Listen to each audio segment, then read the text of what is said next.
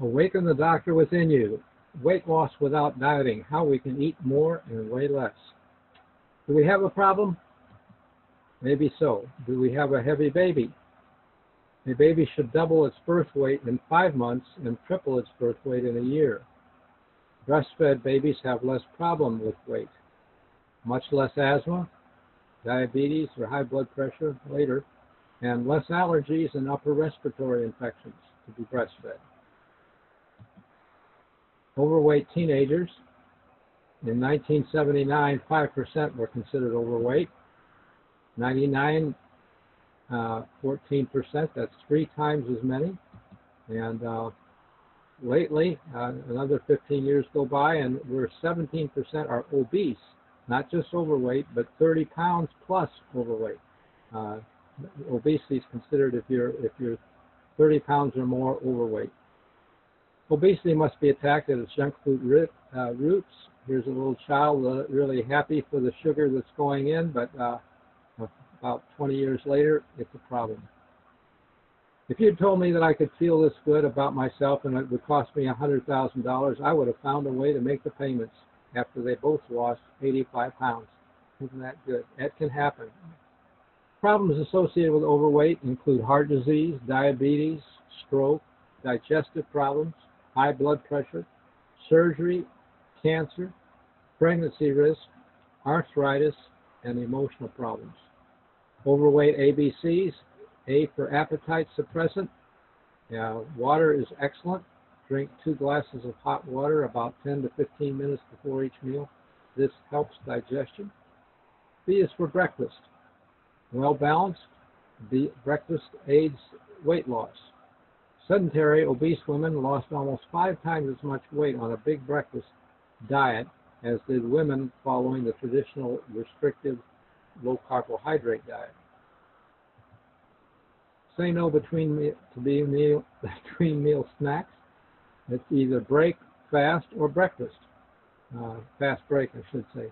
So the idea is if you get a good meal nourishing, you're not needing to snack and do things between meals, which is a benefit. When we don't eat a nourishing breakfast, though, we tend to snack, and here's the profile of an overworked stomach, which is working, and then another something pops in, and we work again. With maybe a few hours, maybe 5 hours at night where the stomach doesn't work, but in the morning start it all over again.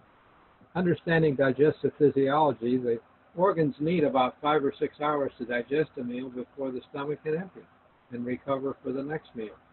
We can feel weak or hungry before time to eat because the stomach is fatigued from overwork, and the feeling may be misunderstood as hunger. That's a common situation. If we feel hungry between meals, it's often thirst. Let's drink water. Why is a light supper important? It's because supper is like filling our gas tank after we've been driving all day long.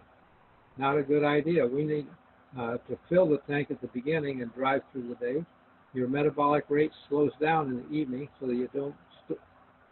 What happens is if you eat a lot at night, you're storing those unneeded calories, and we don't have time to digest it before bedtime. If we have no appetite for breakfast, it's because there were toxic left over from an excess supper. Mice fasted for 16 hours a day, stayed lean and healthy even when fed a high caloric diet. Their mouse counterparts that had access to food day and night became obese and showed blood sugar and liver problems despite eating the same number of calories. Research suggests fasting triggers a variety of health-promoting hormonal and metabolic changes similar to those that occur when you exercise, offering protection against chronic disease. Fasting does not mean you're starving yourself. Options for intermittent fasting include cutting off your food intake in the early evening or late afternoon and delaying breakfast till after you've exercised.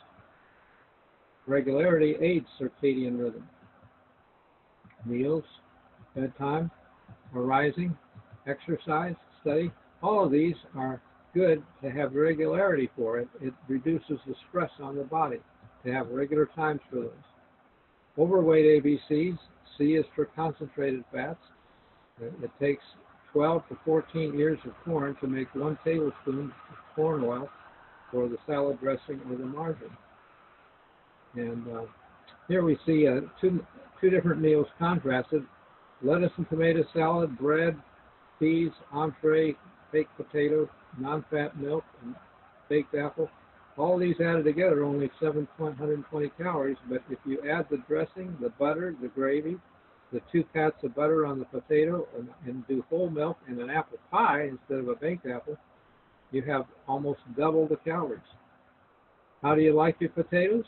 Boiled or baked is only 100. Mashed or whipped, you put in some butter with it, and it more than doubles. French fries or fried, it's again double. And if you do it as potato chips, who's counting? It says 10 chips, but it's hard to count those chips. Best ways to cook. Baking is great. Boiling is good. Crock pot, steaming, stir frying, all that's great. And pressure cooking. Weight loss, ABCs. D is for desserts and snack foods. Soft drinks, they're loaded with sugar. Soft drinks have about a teaspoon per ounce. So we call these empty calories. There's no vitamins there. It takes 10 feet of sugar cane to make a tablespoon of sugar, and it eliminates the fiber, vitamins, and minerals in that sugar cane. Here's a graph that shows a central role of sugar in many different problems, from tooth decay and respiratory infections. Fiber deficiency favors cancer, reduced immunity, hypoglycemia, diabetes. The list goes on. You can see it there: osteoporosis, obesity, osteoarthritis, I should say, and B vitamin deficiency and nervous disorders. So sugar is neither a poison nor a drug. It's just depleted. Substitutes are worse than sugar. Animals that ate a standard chow but got artificially sweetened yogurt gained instead of losing weight, while those with standard chow and sugar, sweetened with sugar, had less weight gain. So chemical sweeteners are toxic. Subtle allergic reactions, even cancer, are possible. How do you eat your apple? Fresh, it's 70 calories. Baked, it's 90.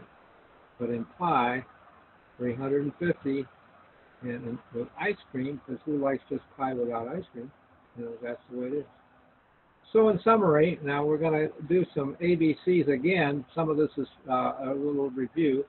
But A is for attitude. Attitude is a key ingredient. Whether you think you can or whether you think you can't, either way you're probably right, whatever you choose. So why not choose to give yourself this best effort? And A is for appetite suppression. Again, no, not drugs, but water.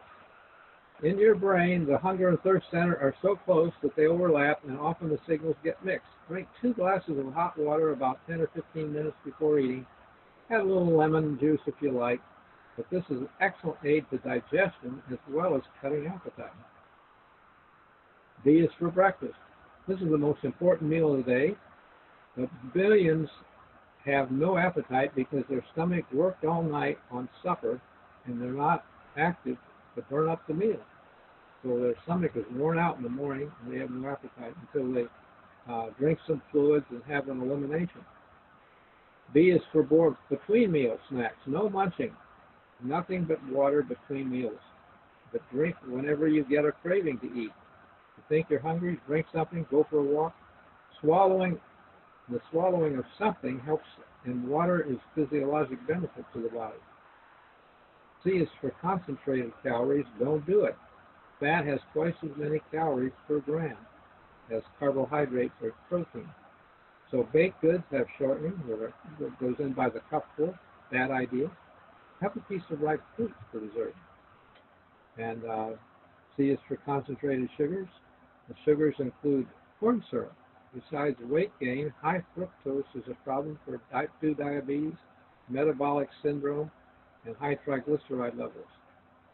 Read the labels and look for corn syrup.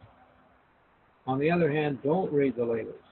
It's better not to eat foods that come with labels. In other words, the produce department doesn't have a label. And D is for dinner. Do it differently. Dinner is defined as the main meal of the day, but if you don't do it at night, you're better off. You can, if you want social time for family, get up early and visit over breakfast.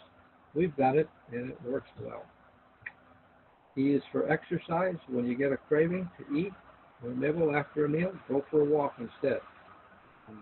We tell this to smokers who get a craving to smoke. Go out for a walk. Take some deep breaths. E for exercise early before breakfast also. When you push yourself in a real fast walking near maximum, you can huff and puff, and it's no risk period before breakfast. Very unlikely to have a heart attack then. It's after you've had greasy eggs and fried eggs and bacon or something. You go for and coffee. You run for an airplane, have a heart attack. This helps us increase your metabolic rate. The exercise does, so that you burn more calories all day long, even when you're not exercising. If you exercise vigorously in the morning. Most overweight people have large, overstretched stomachs that do not feel full until they've eaten too much. So fasting shrinks the stomach. It allows us. I can recall hearing of survivors on a raft at sea after they had nothing to eat for a week. A ship stops, picks them up. They can hardly drink more than a cup of milk. So it's fasting shrinks the stomach. It's satisfied with less. It's also done each night. Break fast in the morning, breakfast. And if not hungry then, fast till you are. If you don't like breakfast, it's a good clue to say, hey, I'm going to skip a day or two, and I'll wake up hungry one of these mornings. F is for foods high in fiber. Foods high in fiber add to satiety or satisfaction with a meal. This includes whole grains, legumes, beans, peas, and they're an excellent source of protein in beans and peas, legumes, whole grains. Okay, and G is for God also. He's often last, but not least. This is the last stuff that this last step fits with number 1 of what we said, attitude. You know, if you got an attitude problem, Overeaters Anonymous have 12 steps that start with realizing that our lives became unmanageable. We need to turn ourselves over to God as we understand it. From the personal experience, He will help meet you more than halfway. As an aid to this and all of the above, consider reading a chapter in the Ministry of Healing each day. A chapter a day will keep the psychiatrist away and will help you. It's online at whiteestate.org. If you click online books in the left column and scroll down, you can read any chapter you want. And G is also for guarantee. These steps will work, and they are not hard. It's not as bad as dying. And we haven't said you need to eat grapefruit. You can eat anything you choose on the menu, as long as it's not high in fat or sugar.